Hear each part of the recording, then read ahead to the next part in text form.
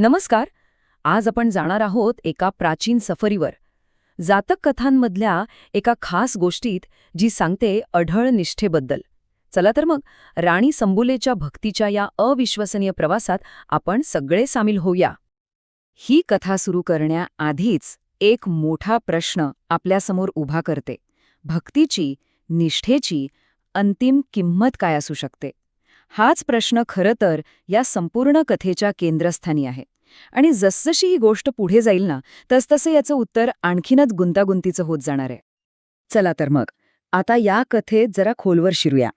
गंमत म्हणजे ही गोष्ट मुळात भगवान बुद्धांनी सांगितली होती. कशासाठी? तर राणी मल्लिकेची पतिनिष्ठा किती मोठी होती हे पटवून देण्यासाठी. म्हणजे बघा, एका राणीची निष्ठा सांगायला दुसऱ्या राणीची कथा. ऐकीने इंटरेस्टिंग. आता तुमच्यापैकी काहींना प्रश्न पडला असेल की ह्या जातक कथा म्हणजे नक्की काय? तर अगदी सोप्या भाषेत सांगायचं तर हा भारतातल्या कथांचा एक प्रचंड मोठा संग्रह आहे. यात भगवान बुद्धांच्या आधीच्या जन्मांबद्दलच्या गोष्टी आहेत. आणि प्रत्येक कथेचा उद्देश एकच असतो, काहीतरी नैतिक शिकवण देणं. आपली आजची कथा ही त्याच परंपरेचा एक महत्वाचा भाग आहे. तर कथेची सुरुवात होते राजकुमार सोथिसेनपासून. सगळं काही ठीकठाक सुरू असतानाच त्याला कुष्ठरोग होतो आणि अशा परिस्थितीत पुढे येते राणी संबुला. ती शपथ घेते की ती त्याला एकटं सोडणार नाही, त्याच्यासोबत वनवासात जाईल. आणि खरं तर इथूनच तिच्या निष्ठेची खरी परीक्षा सुरू होते. आणि गंमत बघा, राजकुमाराने तिला खूप समजावलं, थांबवण्याचा प्रयत्न केला, पण ती ऐकली नाही.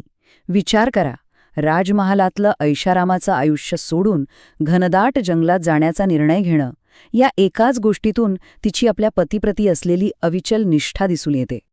तिची भक्ती किती होती हे तिच्या रोजच्या जगण्यावरून कळतं. म्हणजे बघा, सकाळी उठल्या उठल्या आश्रमाची झाडलोट करणं, पाणी भरणं, मग औषधी वनस्पती वाटून त्याच्या जखमांवर लावणं, त्याच्यासाठी जंगलातून फळं गोळा करून आणणं. इतकंच नाही तर त्याला अंघोळ घालणं, त्याच्या जखमा स्वच्छ करणं, त्याचे पाय धुणं, सगळं काही ती एकटी करत होती. तिची ही निस्वार्थ सेवा खरंच अविश्वसनीय होती. पण तिची परीक्षा इथेच थांबत नाही. उलट ती आणखी कठीण होते. एके दिवशी जंगलात एकटी असताना संबुलेसमोर एक भयंकर नरभक्षक राक्षस उभा ठाकतो. आता तिच्या धैर्याची आणि निष्ठेची ही एक सगळ्यात मोठी कसोटी होती. आता तो राक्षस तिला पाहतो आणि तिच्या सौंदर्यावर अक्षरशः मोहित होतो. तो तिला काय म्हणतो बघा, हे सुंदर आणि तेजस्वी स्त्री, तू कोण आहेस? तुझं कुळ कोणतं की तुझ्या तेजाने हे सगळं जंगल उजळून निघालं आहे? त्याचे हे शब्द त्या भेटीतलं तणावपूर्ण वातावरण आणखी वाढवतात. एवढ्या भयंकर राक्षसासमोर सुद्धा संबुला अजिबात घाबरत नाही, डगमगत नाही. ती तितक्याच धैर्याने उत्तर देते. ती म्हणते, राजकुमार सोथिसेन काशीच्या सिंहासनाचा वारसदार आहे आणि मी याच राजकुमाराची विवाहित पत्नी संबुला.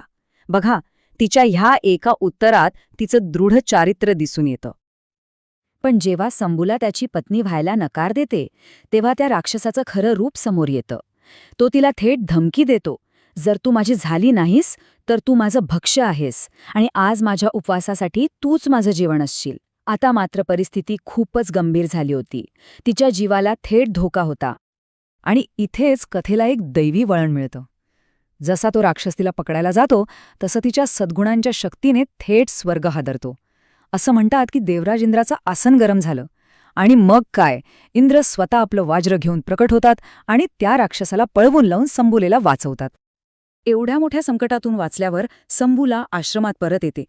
तिला वाटतं की आता सगळं ठीक होईल. पण तिथे तिची वाट पाहत असतो एक वेगळाच धक्का. तिचं स्वागत सहानुभूतीने नाही, तर पतीच्या थंड, संशयी नजरेने होतं. कदाचित राक्षसाच्या हल्ल्यापेक्षाही ही तिच्यासाठी सर्वात मोठी परीक्षा होती.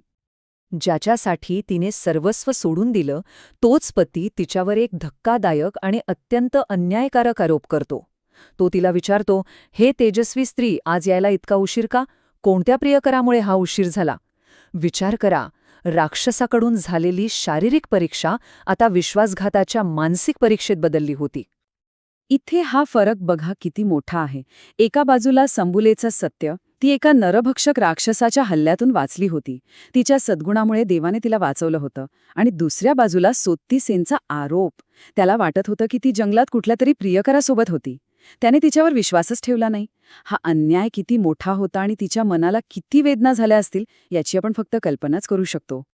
संबूला त्याला सगळं खरं सांगण्याचा प्रयत्न करते, पण तो ऐकायलाच तयार नसतो. उलट तो काय म्हणतो बघा, तुम्ही बायका फार हुशार असता.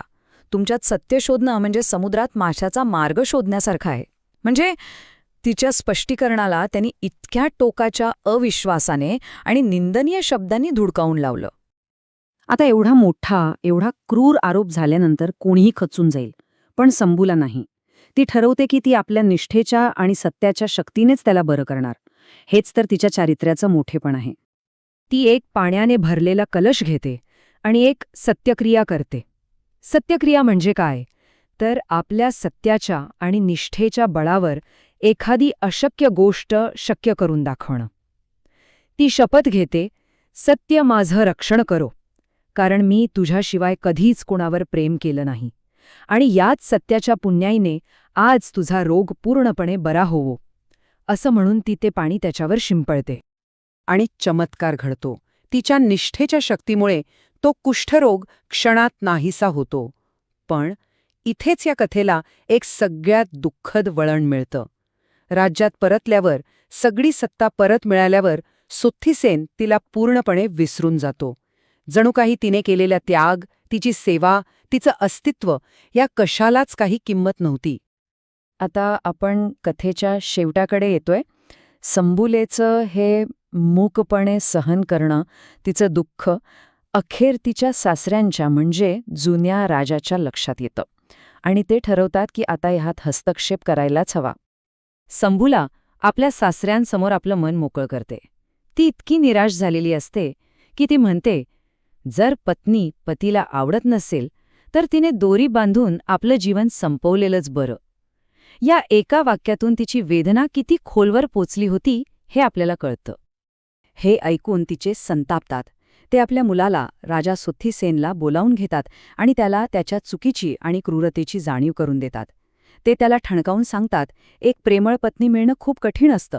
तुझी पत्नी सद्गुणी आणि प्रेमळही होती. अरे राजा, तू संबुलेशी एकनिष्ठ राहायला हवं होतंस. वडिलांचे हे शब्द ऐकून सोत्तीसेनला अखेर पश्चाताप होतो. त्याला आपली चूक कळते. तो संबुलेची माफी मागतो आणि तिला पुन्हा राणीपदाचा सर्व सन्मान परत देतो. तिच्याप्रती एकनिष्ठ राहण्याचं वचन देतो. आणि अशा प्रकारे अखेरीस त्या दोघांचं मिलन होतं आणि बुद्धांनी जी पतिनिष्ठेची शिकवण दिली होती ती या कथेतून पूर्ण होते. ही प्राचीन कथा जरी असली तरी ती आजही आपल्याला एका महत्त्वाच्या प्रश्नावर विचार करायला भाग पाडते, की या संशयाने भरलेल्या जगात खऱ्या अर्थाने एकनिष्ठ राहणं म्हणजे नेमकं काय. यावर विचार करायला नक्कीच हरकत नाही.